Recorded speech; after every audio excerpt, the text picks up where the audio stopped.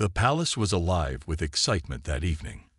It was a special event, one that brought together important guests from different parts of the world.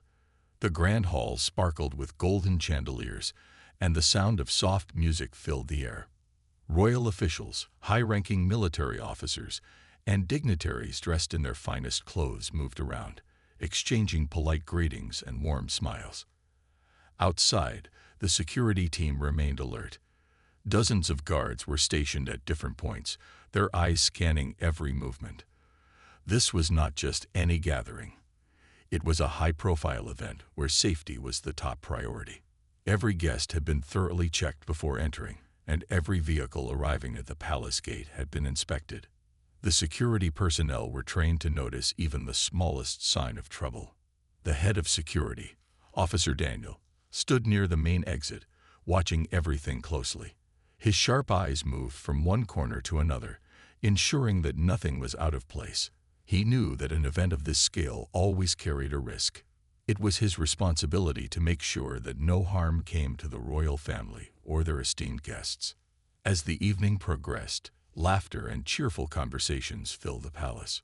The royal family members sat at the center, surrounded by well-wishers.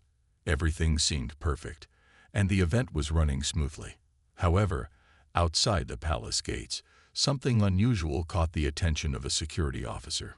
A black car with heavily tinted windows had stopped a short distance from the exit.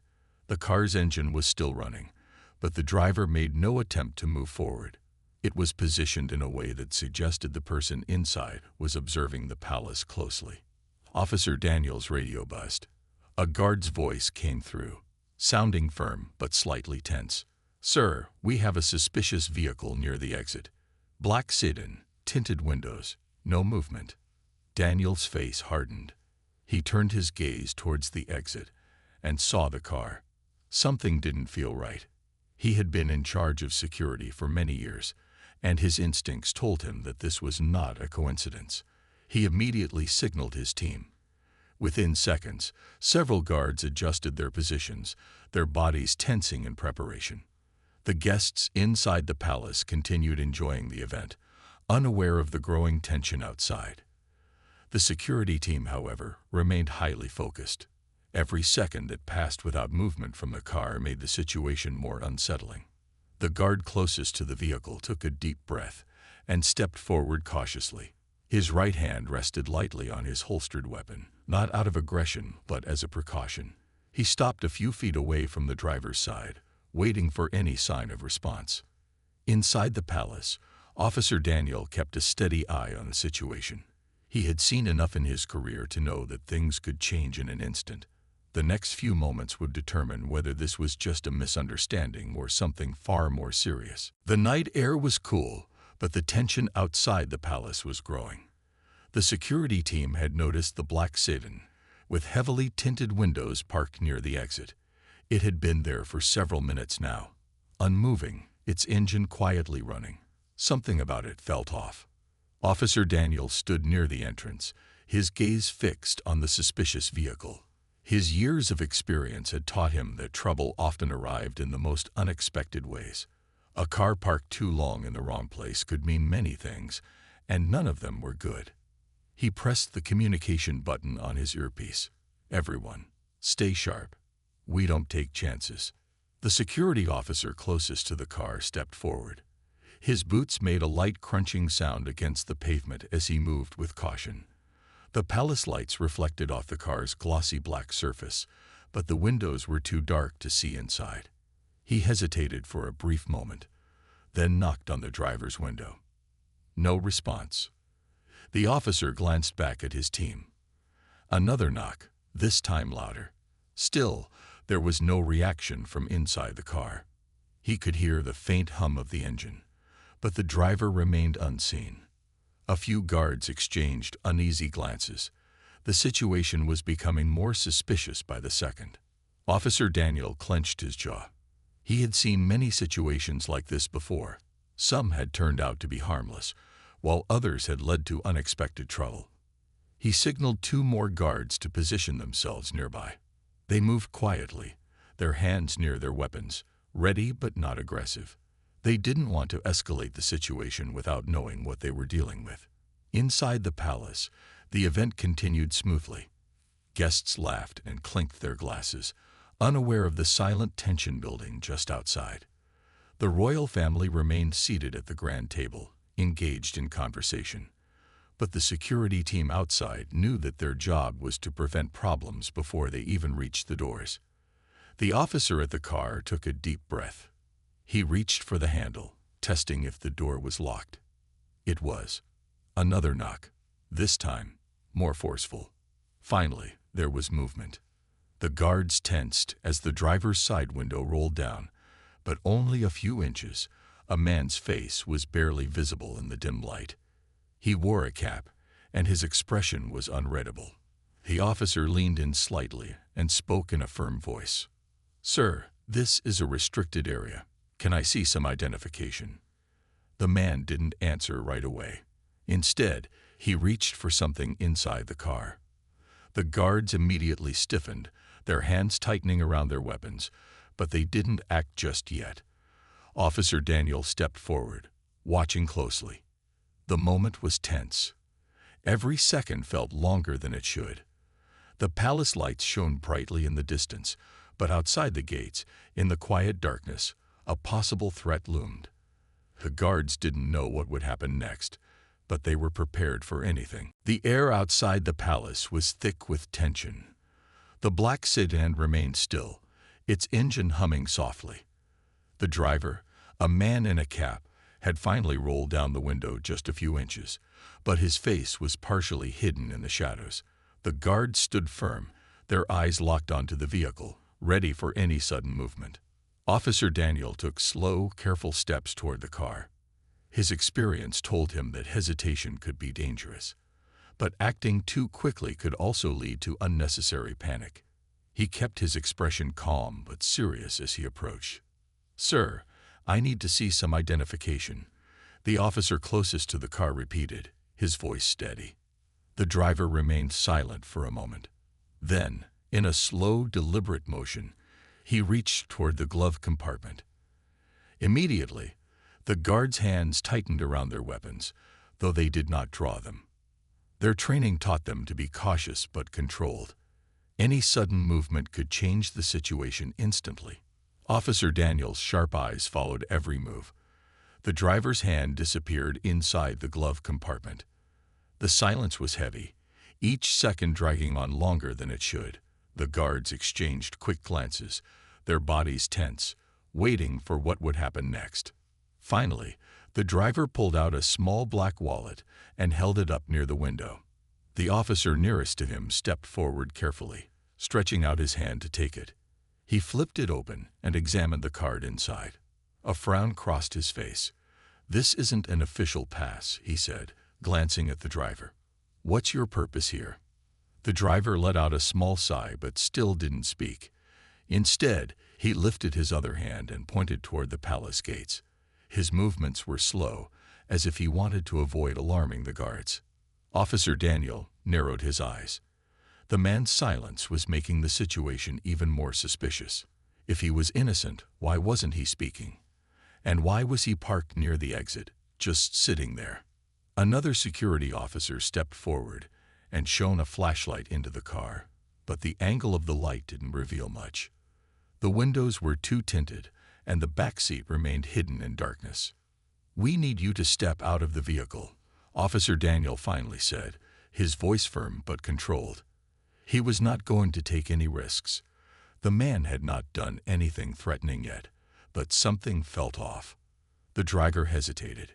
His fingers tightened slightly around the steering wheel, as if he was deciding what to do next. The guards braced themselves. The night was silent, except for the distant sounds of laughter coming from inside the palace. The event was still in full swing, but out here, outside the grand walls, something unpredictable was unfolding. Would the man obey, or was there something more going on? The guards didn't know yet, but they were prepared for anything. The guards held their breath as they waited for the driver to respond. The tension was growing with every passing second. The black sedan remained in place, its engine still running softly. The palace lights shimmered in the background, but outside the exit gate, everything felt different. It was quiet, too quiet, except for the occasional rustle of the wind. Officer Daniel took a step closer, his sharp eyes fixed on the driver. "Sir, step out of the vehicle," he repeated, his voice calm but firm.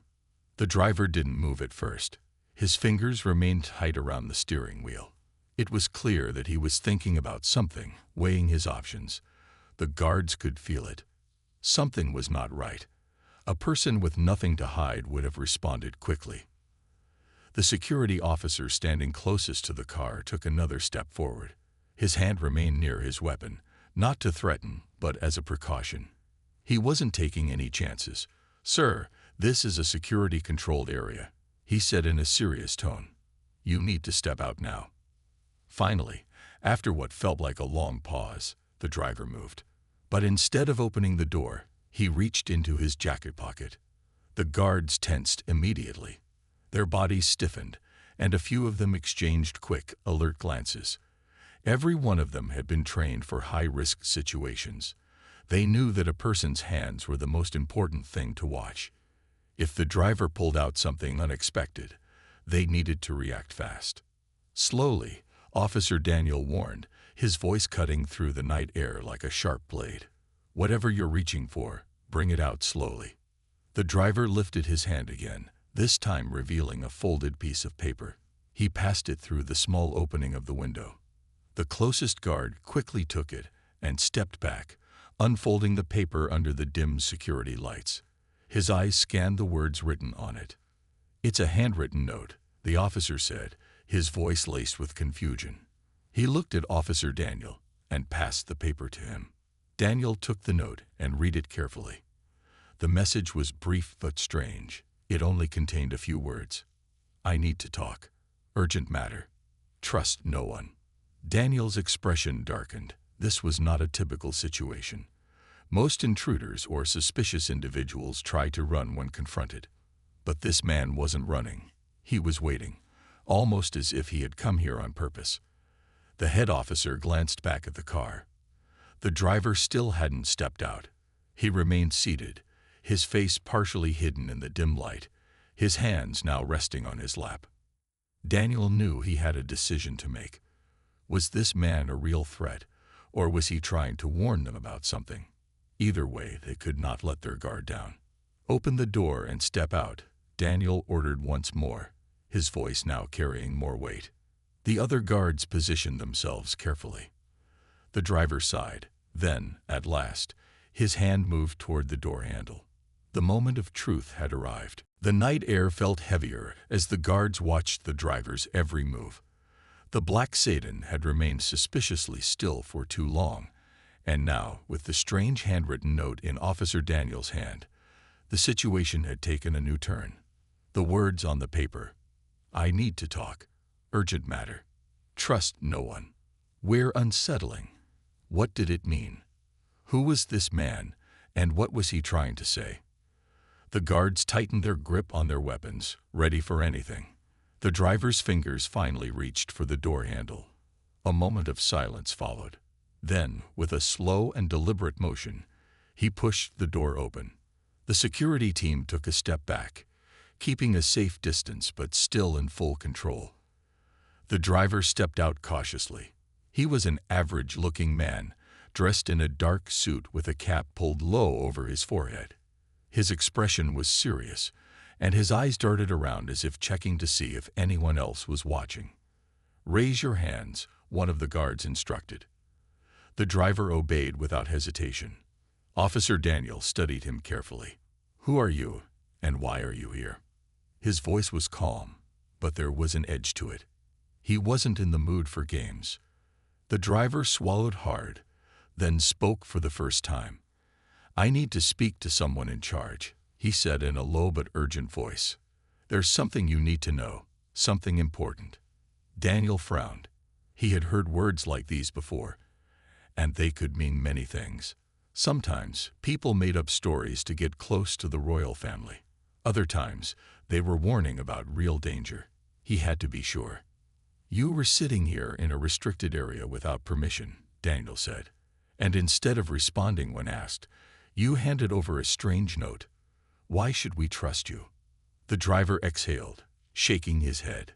Because I have information that concerns the safety of someone inside the palace, he said, and I couldn't risk saying it out loud. The guards exchanged quick glances. This was becoming more unusual by the second. The palace was always under tight security, and any hint of danger had to be taken seriously. Daniel studied the man's face.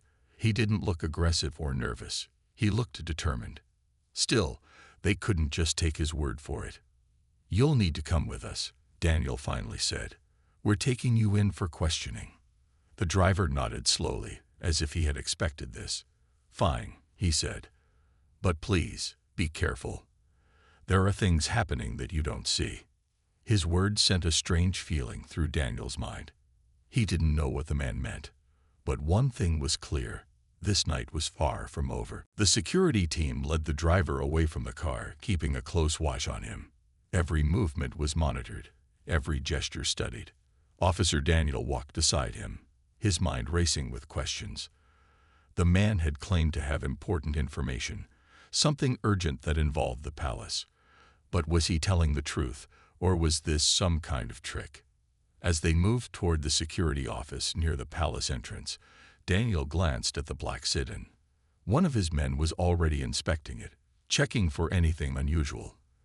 The tinted windows had made it impossible to see inside before, but now they needed to be sure there were no hidden dangers. Inside the security office, the atmosphere was tense. The room was brightly lit, with monitors displaying live footage from cameras placed all around the palace. The guards positioned themselves strategically, making sure the man had no way to escape. Daniel motioned for the driver to sit in a chair. Start talking, he said firmly. Who are you, and why were you waiting outside the exit? The man hesitated for a moment, then leaned slightly forward. My name is Richard, he said. I work for someone who was supposed to attend tonight's event, but they never made it inside. Something is wrong. Daniel crossed his arms. Who are you talking about? Richard took a deep breath. My employer is an important government official. He had an invitation to the event, but on the way here, he called me and told me not to enter. He sounded afraid. He said something was going on inside the palace, something dangerous. Before he could say more, the call disconnected. The room fell silent for a moment. Daniel narrowed his eyes. If that's true, why didn't you report it to the police or palace security right away? Richard sighed. I tried calling, but no one answered. And I didn't know who I could trust. That's why I wrote the note. I couldn't risk saying anything out loud where someone might hear. Daniel studied him carefully. The man's voice was steady, but was he telling the truth? Or was this just a way to get inside the palace? The timing was strange, and Daniel had learned never to trust anything at first glance. Just then, one of the security officers who had been checking the car walked into the room. He leaned in and whispered something in Daniel's ear. Daniel's expression darkened. The officer had found something strange in the car, a second phone hidden under the driver's seat. The screen had a single message displayed. Too late. It has already begun. Daniel's heart pounded. Was there really a threat inside the palace? If so, what was it? He turned back to Richard, his voice sharp. Tell me everything you know. Right now. The night was no longer just about security. Now, it was about finding the truth before it was too late. Officer Daniel's mind raced as he stared at the message on the hidden phone.